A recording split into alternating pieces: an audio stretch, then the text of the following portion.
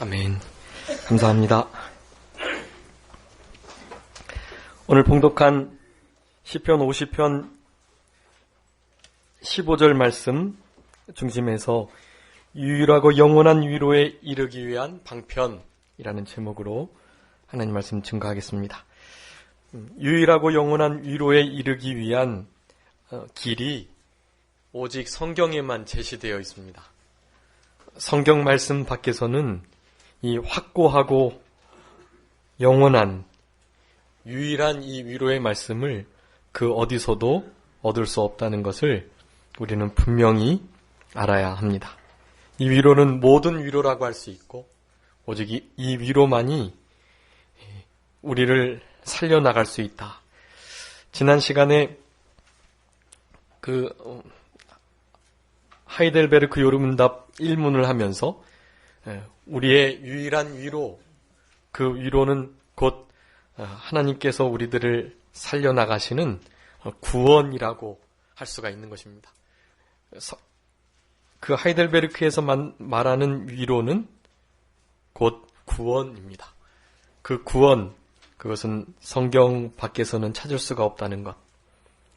지금 이 말씀을 제가 이렇게 분명히 선포했는데 이제는 차별금지법에 의해서 성경에만 구원이 있다라는 말, 예수 그리스도만을 믿어야 구원을 얻는다라는 말을 하게 되면 이제 그 금지법에 걸려서 벌금을 물거나 옥살이를 해야 할지도 몰라요.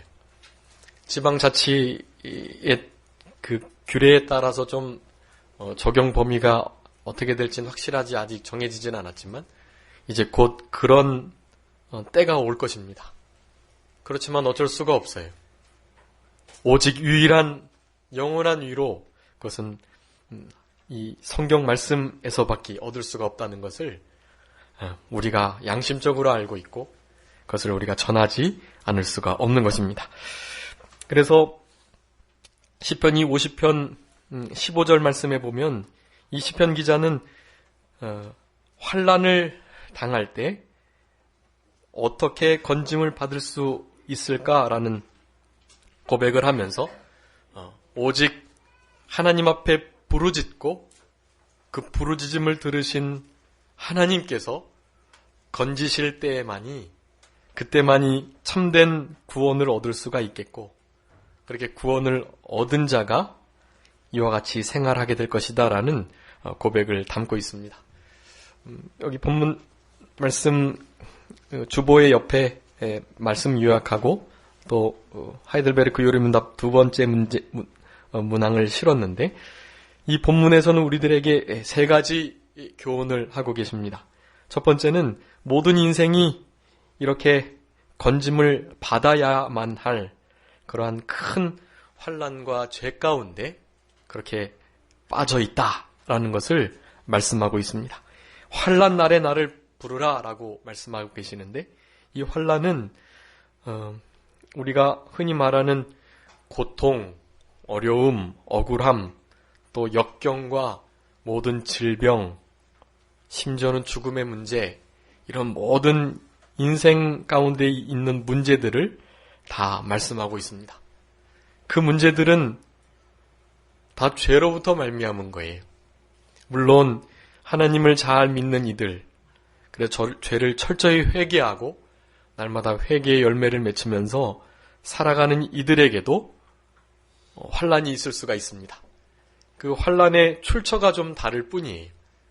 그렇지만 그 환난을 주시는 분이 하나님이시고 우리가 죄를 범했을 때는 우리의 죄를 회개케 하시기 위해서 징계로 주시고 또 우리가 믿음 생활을 잘할 때에도 환난을 주시는 경우가 있는데 그것은 우리들로 하여금 더 겸손하고 만들어지게 하셔서 마침내 더 큰 복을 주시기 위한 그러한 하나님의 역사라는 것을 우리는 아는 것입니다.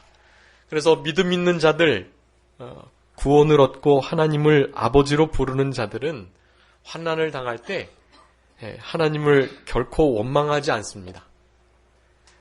하나님께로 위로가 와도 감사하는 것이고 하나님께로부터 이 환란이 닥쳐와도 우리는 그 하나님으로 더 가까이 가는 계기를 삼는 것이 참된 믿음의 자녀들의 모습이라는 것입니다. 하나님께서는 그래서 우리들에게 위로를 허락하시고 또 어떤 때는 이런 환란을 허락하십니다. 하나님께서 직접 역사하시기도 하고 자연 만물을 사용해서 또 나와 함께 있는 다른 사람들을 통해서 그리고 어떤 때는 사탄이 역사하도록 그냥 내버려 두시는 경우도 있어요. 그런데 어떠한 경우도 마찬가지입니다. 그런 모든 환난 가운데에서 우리가 유일하게 구원을 얻을 수 있는 길은 바로 하나님 아버지께 부르짖는 일이라는 것을 오늘 본문에서 교훈하고 계시고 그렇게 모든 인생들은 성도와 또 불신자 할 것 없이 늘 환난 가운데 처해 있다. 환난 가운데 처해 있는 그곳에서 오직 유일하게 건짐을 받을 수 있는 것은 우리 아버지 하나님께 부르짖을 때뿐이다 라는 것. 그래서 두 번째는 환난 중에 부르짖게 될 때 그 부르짖음에 우리에게 구원의 손길을 내밀 수 있는 분은 유일하게 하나님뿐이시다라는 것을 말씀합니다. 사람도 아니요 돈이나 또 자기 명예나 유익이나 건강도 아니고 오직 환난 가운데서 우리를 건지셔서 이 영원한 위로를 주실 수 있는 분은 오직 하나님뿐이시다라는 것을 말씀하고 계십니다. 이 본문의 말씀에 나를 부를 때 내가 너를 건지겠다라고 말씀합니다. 물론 이 시편 50편 15절의 말씀은 그 전후 문맥에 의해서 바른 제사를 드리고 서원을 하나님께 갚고 특별히 감사로 제사를 드리는 자 그런 이들의 고백이고 노래이긴 한데 어쨌든 이 진리의 말씀 그대로입니다. 아버지 하나님께 부르짖을 때 오직 하나님 여호와께서만이 우리를 건져내실 수 있다는 것을 우리들에게 말씀해 주고 계시는 것입니다. 우리 성도님들 혹시 환난과 역경 가운데 있으시다면 오직 하나님께만 부르짖으셔야 해요. 사람 의지하지 마시고 건강이나 재물, 다른 권력들 의지하지 마시고 오직 하나님께만 매달리시고 하나님을 향하여 부르짖는 우리들이 되어야 하겠습니다. 이 환난 성경에서는 여러 가지로 묘사하고 있는데 시편 81편 7절 한번 읽어주시기 바랍니다. 시편 81편 7절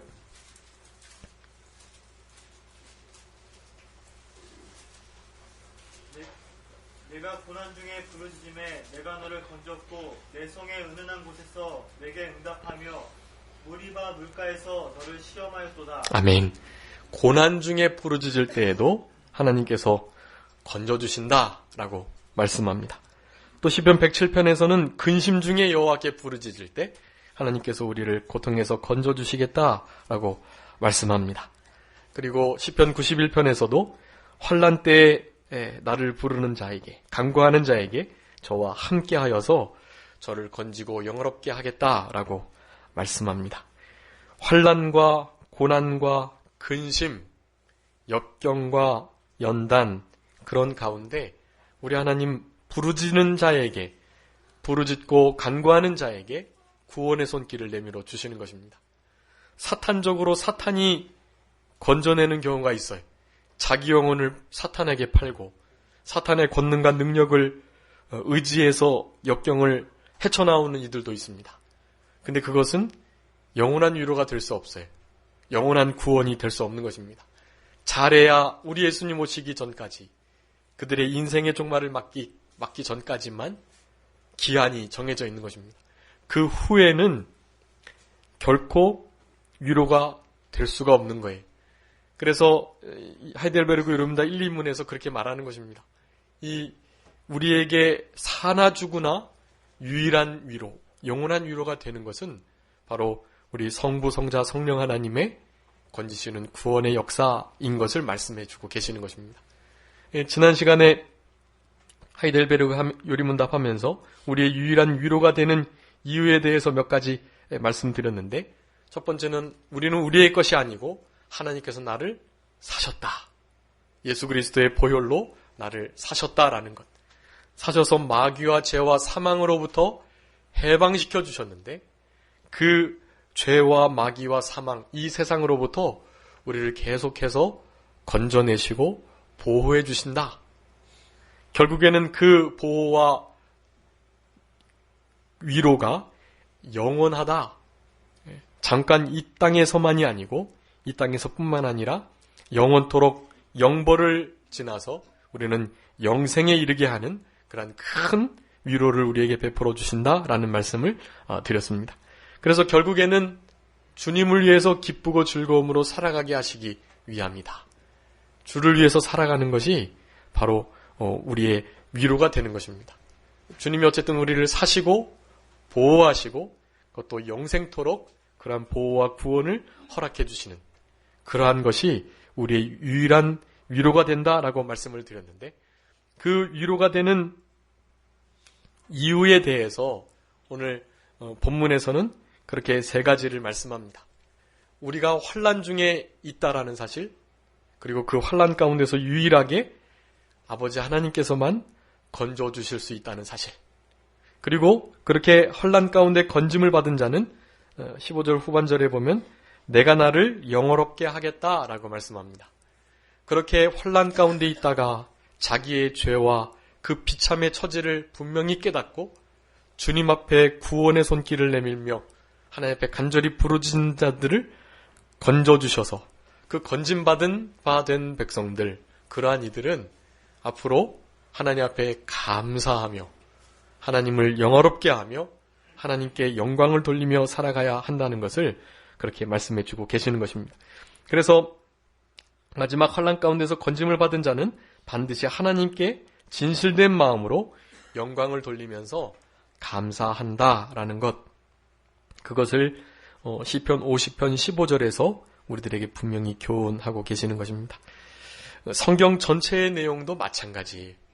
우리가 얼마나 비참한 죄와 죄악과 그 악 가운데 있었는가, 그것을 계속해서 말씀하시고 그것을 율법을 들어서 우리에게 말씀해주고 계시는 거예요. 율법이 이러하기 때문에 이것을 지키지 못할 때에는 영벌을 얻는다.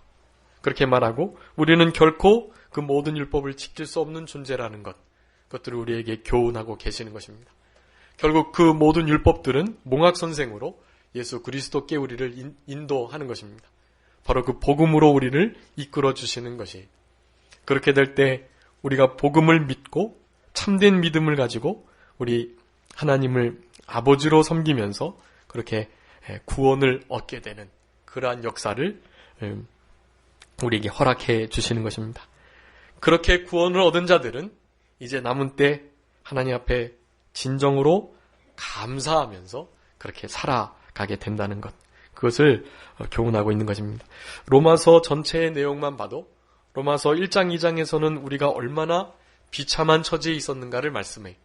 3장부터 12장까지는 우리를 어떻게 하나님께서 건져내시는가, 그런 과정들을 율법과 복음을 비춰서 잘 비교해서 설명해 주고 계십니다. 그리고 12장 이후부터는 마지막 장까지 하나님 앞에 그렇게 구원 얻은 자가 어떻게 이 땅을 살아가야 할 건가, 하나님께 감사하며 영광을 돌리며 살아가야 할 것을 교훈하고 계시는 것입니다. 이러한 우리의 죄와 비참함, 그리고 그곳에서 유일하게 하나님만이 우리를 건져내실 수 있다는 사실, 건짐받은 자들은 하나님 앞에 감사하며 살아가고 있다는 사실, 이것을 성경 전체가 우리들에게 말씀해주고 계신다라는 것입니다. 하이델베르크 요리문답은 그렇게 큰 세 가지 큰 기준을 삼아서 그렇게 우리들에게 유일한 위로, 영원한 위로를 설명해주고 있습니다. 시편 40편 한번 더 읽어볼까요? 시편 40편 1절부터 3절. 내가 여호와를 기다리고 기다렸더니 귀를 기울이사 나의 부르짐을 들으셨도다. 나를 기가 막힐 웅덩이와 수렁에서 끌어올리시고 내 발을 반석 위에 두사 내 걸음을 경고케 하셨도다. 새 노래 곧 우리 하나님께 올릴 찬송을 내 입에 두셨으니 많은 사람이 보고 두려워하여 여호와를 의지하리로다. 아멘. 여기 본문에서도 말씀합니다. 우리가 기가 막힐 웅덩이와 수렁에 빠져 있었다는 거예요. 모든 인생들은 다 그러합니다. 그런데 그럴 때 하나님 앞에 부르짖고 간구하고 그랬더니 주님께서 우리를 들으시고 반석 위에 우리를 두셨다. 우리를 구원해 주셨다라는 말씀입니다. 그런 기가 막힐 웅덩이와 수렁에서 건짐을 받은 반석 위에 발을 든든히 둔 우리들이 앞으로 어떻게 살아가야 할 건가? 새 노래로 우리 하나님을 찬송하고 많은 사람들이 두려워하는 그러한 여호와를 의지하며 경외하며 진정으로 감사하며 찬양하며 영광 돌리며 살아가야 할 것을 말씀해주고 계신다라는 것입니다. 여러분, 오늘 본문에 말씀하셨던 이 세 가지, 우리의 비참함과 죄로 말미암는 그 환난, 그리고 그곳에서 유일하게 건질 수 있는 구속의 능력의 아버지 하나님, 그분을 분명히 깨닫고 아는 것, 그리고 그 하나님 앞에 진심으로 감사와 영광을 돌려드리는 일, 이 세 가지의 논리적인 성경의 말씀, 이 말씀의 믿음으로 말미암는 삶에 의해서, 그래서 우리가 영원한 위로, 영원하고 견고한 유일한 위로를 우리가 얻을 수 있다라는 것입니다. 이제 하이델베르그 3문부터 제 11문까지 우리가 얼마나 비참한 죄와 죄악 가운데, 그 환난과 역경 가운데 우리가 놓여 있는가, 그것을 살펴보게 될 것입니다. 그리고 12분부터 85분까지 우리를 구속해 주시는 하나님의 은혜에 대해서 참된 믿음으로 말미암아 얻게 되는 구원에 관하여, 구속에 관하여 설명해 주고 계십니다.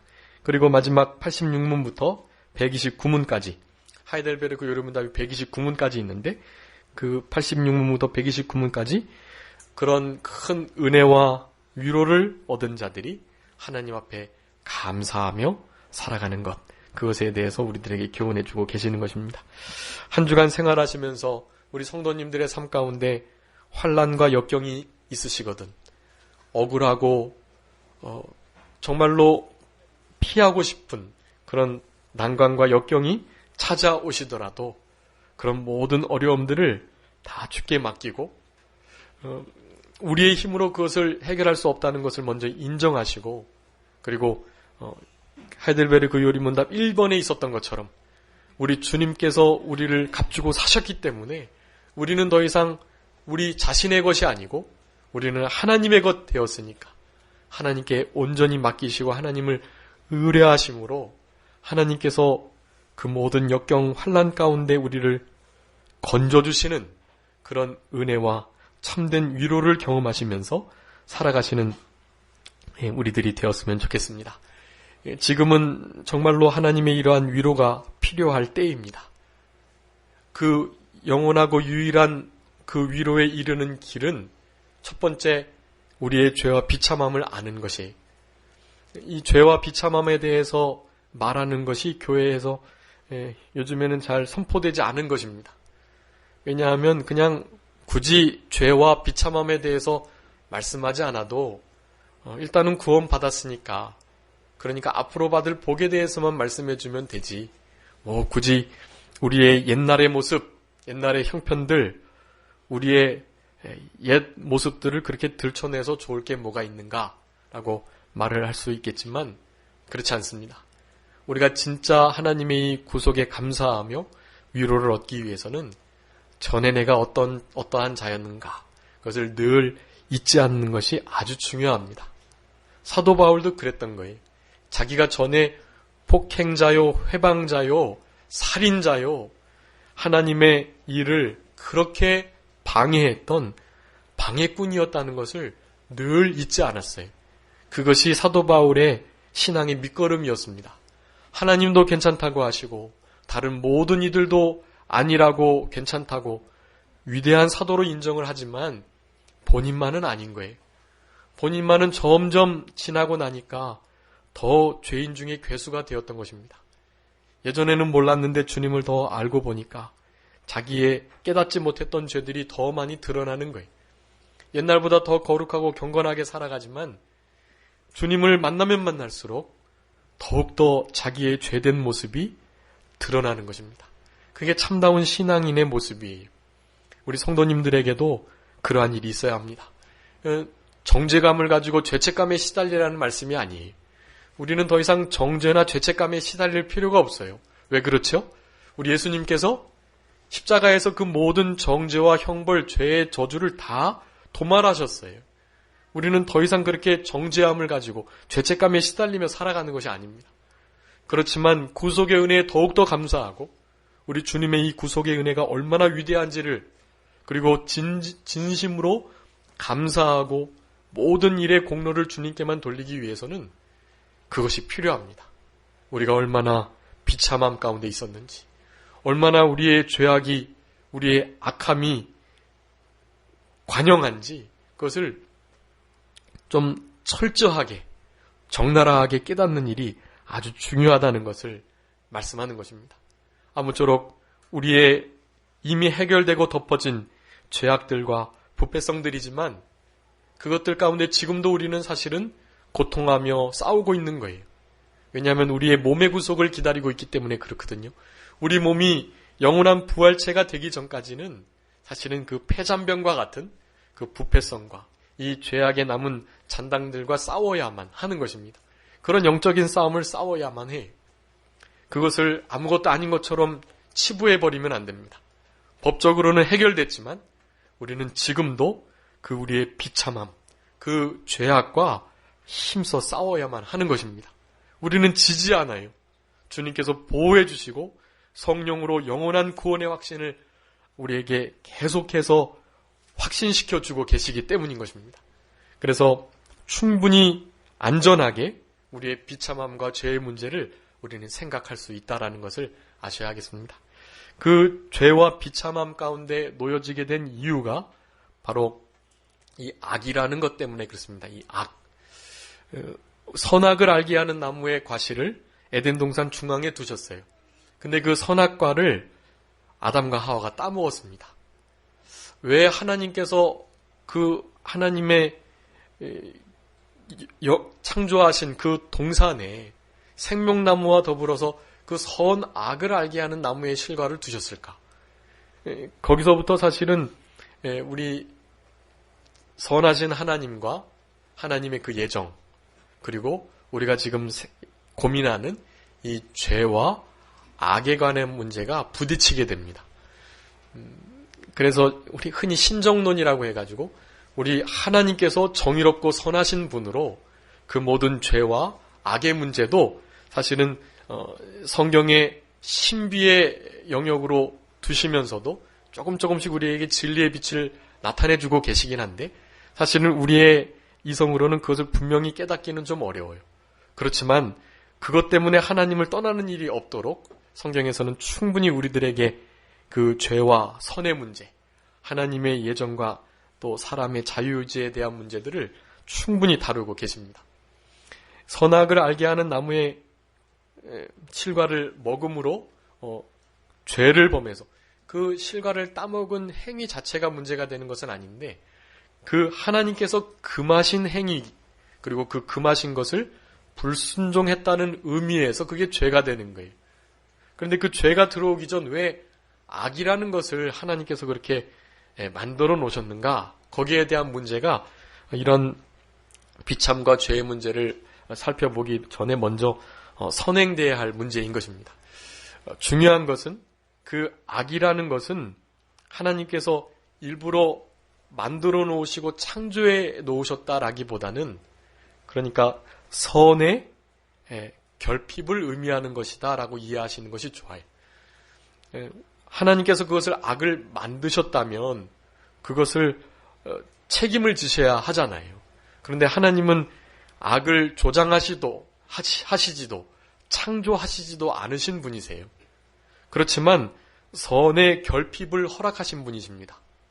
그리고 우리 하나님은 죄를 알지도 짓지도 가지고 계시지도 않는 분이신데 그 하나님께서는 신적인 능력으로 하나님의 참된 선과 진정한 구원 이런 것들을 우리에게 나타내 주시고자 그런 악의 개념을 도입하셨다라고 생각하시면 되는 거예요. 그러니까 에덴 동산의 그 선악과를 따먹게 할 수밖에 없게끔 사실은 사탄이 들어온 것인데, 그 사탄이 있었다는 얘기는 벌써 그 전에 인간을 창조하기 전 이 영적 세계에서 천사들을 만들었던 것을 우리는 짐작할 수가 있는 것입니다. 그 천사 가운데 이미 타락하는 일들이 있었어요. 악과 죄라는 것이 존재했던 것입니다.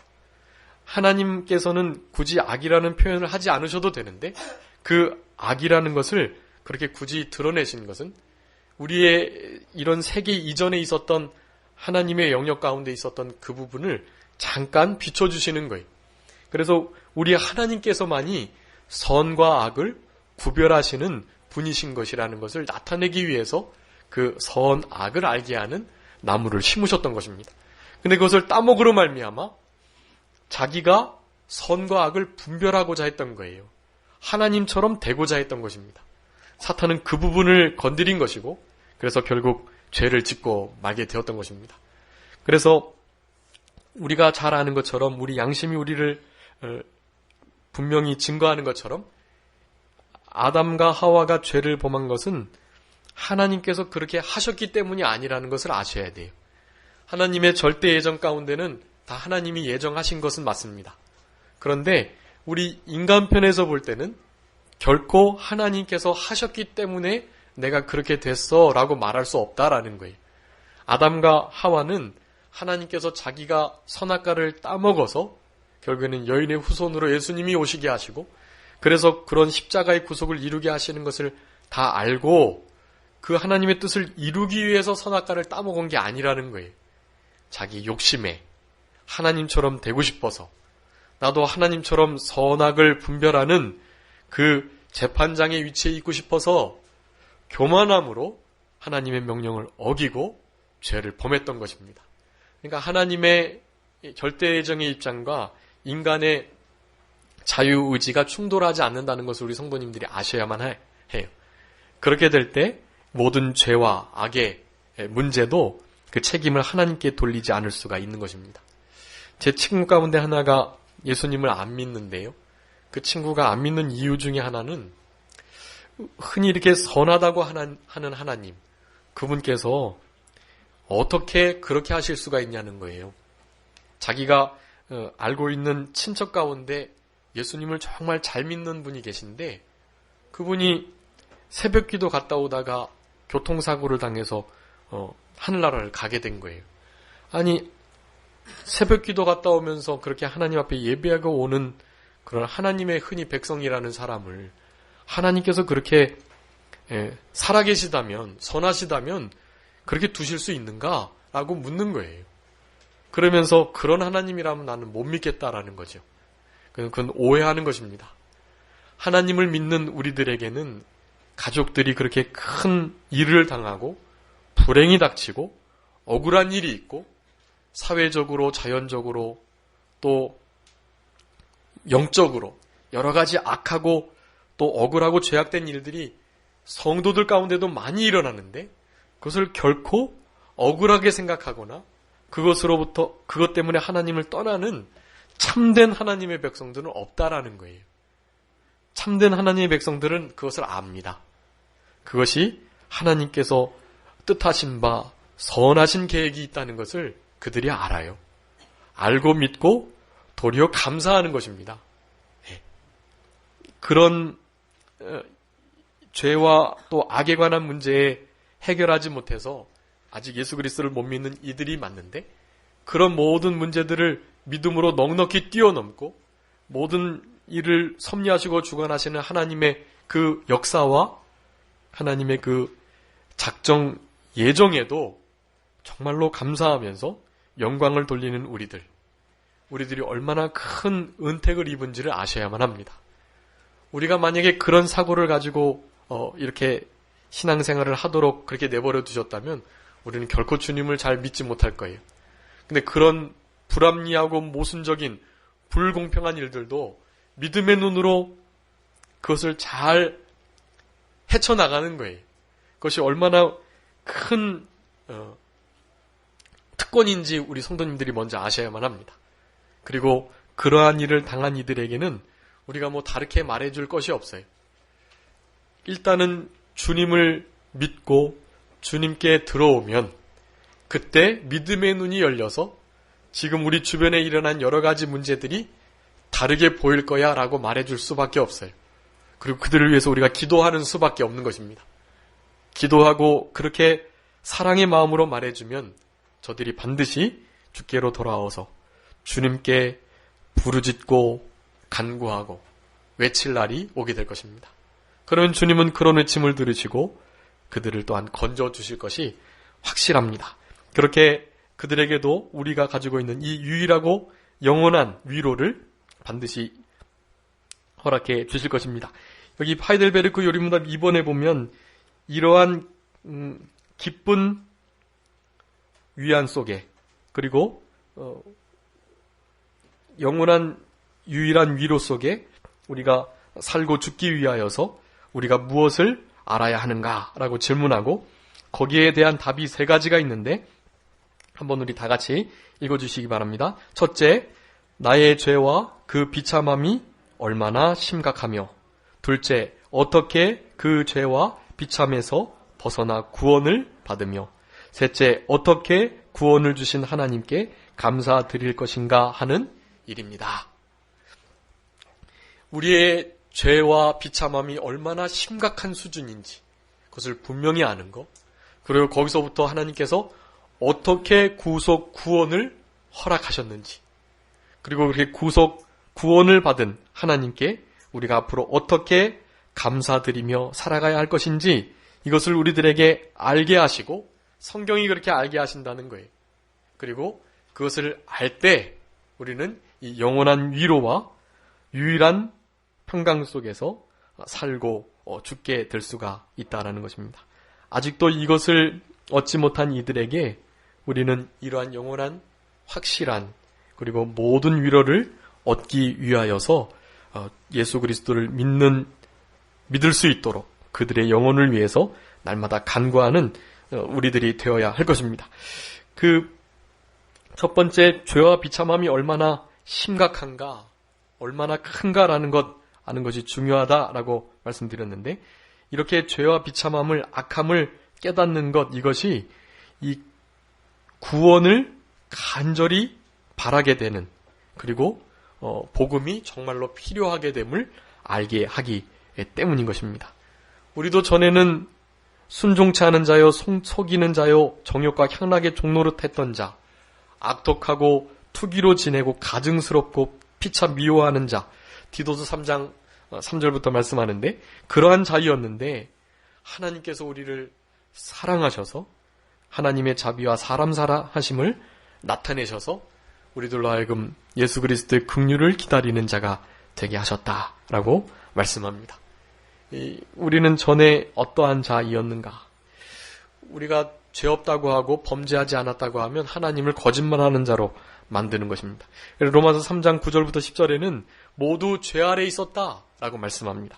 의인은 없는데 하나도 없다라고 말씀을 하는 것이, 우리 성도님들은 다 죄악 가운데 있었고 그리고 그 죄로 말미암는 비참함 가운데 있었습니다.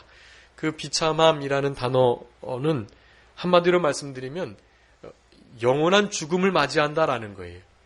영원한 죽음. 여러분이 영원한 죽음에서부터 해방받을 수 있는 유일한 길은 우리 예수님을 믿는 길뿐인 다른 것이 없어요.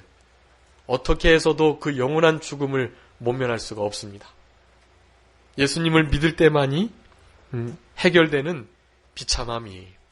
그리고 우리가 얼마나 죄를 사랑하는지, 얼마나 죄를 습관적으로 범하는지, 지금도 이 죄와 얼마나 우리가 싸우는지, 피 흘리기까지 싸워야 되는데 그렇게 싸우지 못하고 사실은 그 죄를 좋아하고 하나님 말씀을 너무나 쉽게 어기고 하나님 말씀 순종하기에 많이 부족한 모습을 보이며 살아가는 것, 그런 것들을 늘 기억하고 그런 것들로부터 우리를 건져주시기를 간절히 바라는 마음을 가지고 있을 때, 그럴 때 하늘로부터 하나님의 유일하고 영원한 위로가 내리게 된다라는 것입니다. 그리고 이러한 나의 비참함과 죄로부터 나를 건져주시는 그 구속의 은혜가 얼마나 감사한지를 깨닫게 되는 거예요. 내가 얼마나 죄인이었는가를 깊이 깨달은 것만큼 하나님의 은혜에 더 깊이 감사하게 되는 것입니다. 500데나리온 또 1만 달란트 빚진 것처럼 또 하나님을 향하여서 내가 얼마나 하나님께 많은 사랑을 받았느냐를 깨닫게 되는 것처럼 우리 하나님 앞에 감사할 수 있게 된다라는 것, 그것을 우리들에게 말씀하고 계십니다. 우리는 비록 죄와 비참함, 이 악한 이 영원한 죽음의 형벌로부터 우리는 모든 문제들을 해결받은 자들이긴 하지만 날마다 이것을 기억해야 합니다.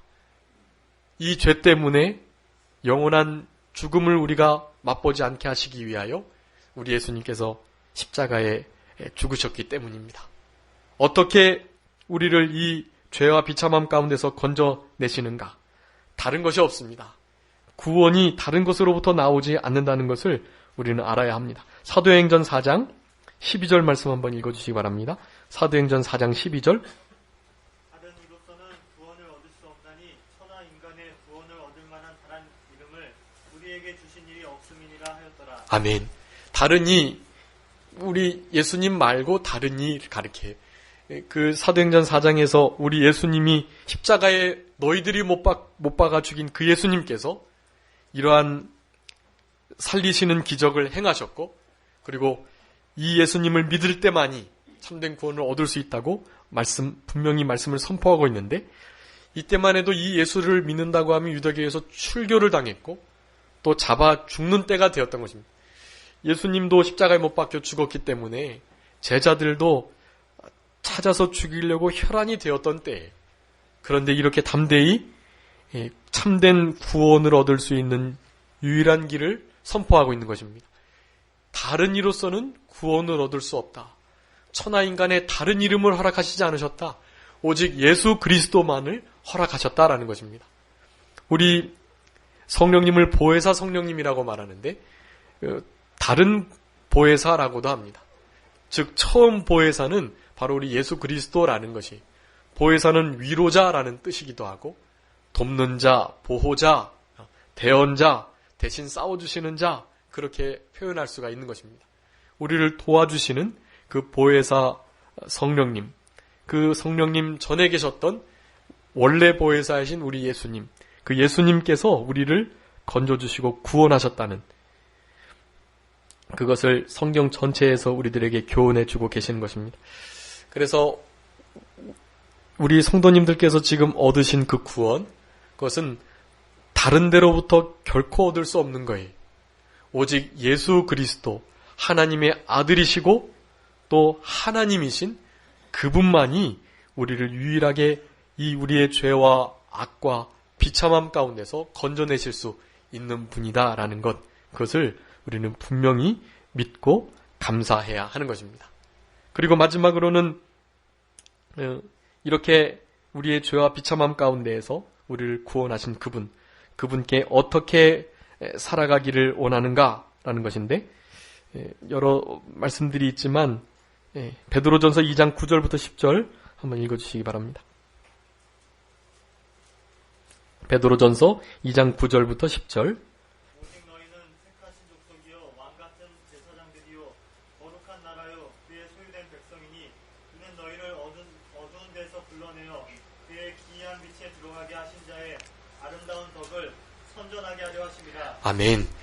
여러분, 우리가 하나님의 소유된 백성, 그의 거룩한 나라, 왕같은 제사장, 택하신 족속, 이와 같은 자들이 되었다라는 것을 말씀하면서, 이제 그러한 자들은 주님께 자기의 몸을 드리면서 그 하나님께서 우리에게 베풀어 주셨던 그 구원의 은혜와 아름다운 덕을 선전하는 일, 그러면서 하나님 앞에 감사와 영광을 돌려드리는 일, 그것이 우리가 우리의 비참과 죄악 가운데 건짐을 받은 그런 자답게 그 은혜와 사랑에 진심으로 감사하면서 살아가는 자들의 모습이다라고 할 수가 있겠습니다.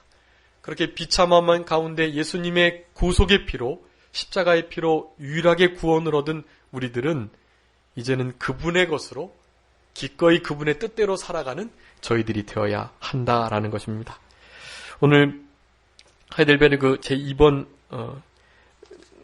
우리에게 유일한 그리고 영원한 위로 속에서 사나 죽으나 살아갈 수 있도록 하는 방편, 그것을 묻고 있는데, 첫 번째는 우리의 죄와 비참함이 얼마나 심각한지, 그리고 그 죄와 비참함에서 우리가 어떻게 벗어나 구원을 얻었는지, 그리고 그 구원을 얻은 자는 어떻게 하나님을 감사하며 살아가야 할 것인지, 시편 50편 15절에 있는 것처럼 그 큰 비참과 죄와 환난 가운데 있을 때 오직 하나님께만, 예수 그리스도께만, 성령님께만 부르짖는 우리들이 되어서 우리를 영화롭게 하시는 그 구원의 은혜에 감사하면서 또한 우리도 하나님을 감사함으로 영화롭게 해드리는 삶을 살아가는 저희들이 되었으면 좋겠습니다. 한 주간 생활하실 때 그렇게 하나님을 영화롭게 해드리는 거예요.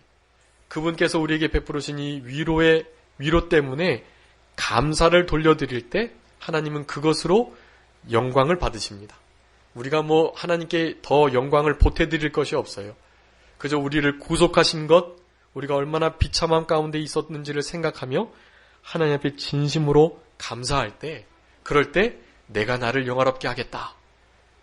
내가 나에게 그렇게 감사한 마음을 가지고 제사를 드리고 예배를 드리면 그런 것을 내가 받고 기뻐하고 내가 영화롭게 되겠다라고 말씀을 하시는 것입니다.